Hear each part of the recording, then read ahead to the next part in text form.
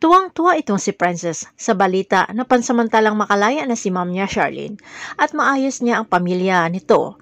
Nalaman naman ito ni Homer, ang pulis na binabayaran ni Divina para bantayan ang kaso ni Charlene, na agad ipinaalam ito sa kay Divina. Inis na inis si Divina dahil may balakid na naman sa pag-agaw nito sa kay Raymond, gayong nakaumpisa na siya sa pang-aagaw sa lalaki at may nangyari na rin sa kanila ni Raymond.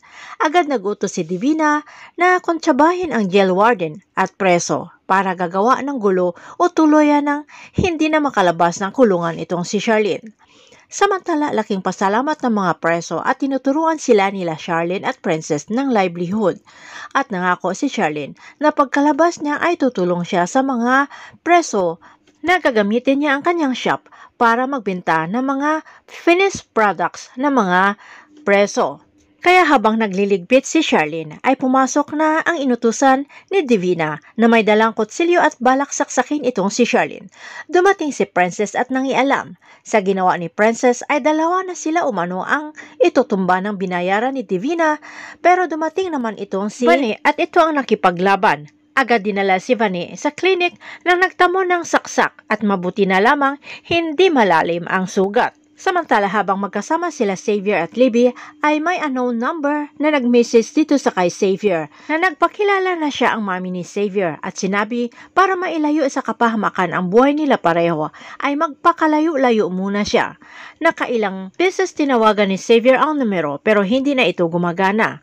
Agad namang inireport ni Libby tungkol sa nag-message dito sa kay Xavier sa kanyang mami D. Ayon kay Divina ay dapat malaman ni Libby kay Xavier ang iba pang update lalo na ang kinaroroonan ni Lailani na hindi ipinapahalata na iba ang balak ni Divina kundi ang patayin itong si Lailani. Samantala nagpahanda ng maraming pagkain si Sonia para sa dinner na inimbitahan itong si Divina dahil botong-boto siya dito sa kay Divina para maging asawa ni Raymond. Dumating itong si Divina na pinaghandaan ng maigi para napakaganda sa harap ni Raymond.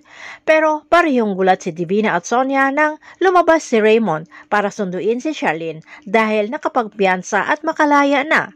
Samantala laking pasalamat ni Charlene kay Adrian sa paglaban ng kanyang kaso. Dumating si Raymond at nakita na hawak ni Charlene ang kamay ng abogado na umusbong na naman ang selos sa puso ni Raymond. Abangan na lang natin ang mga susunod na episode dito sa Prinsesa ng City Jail.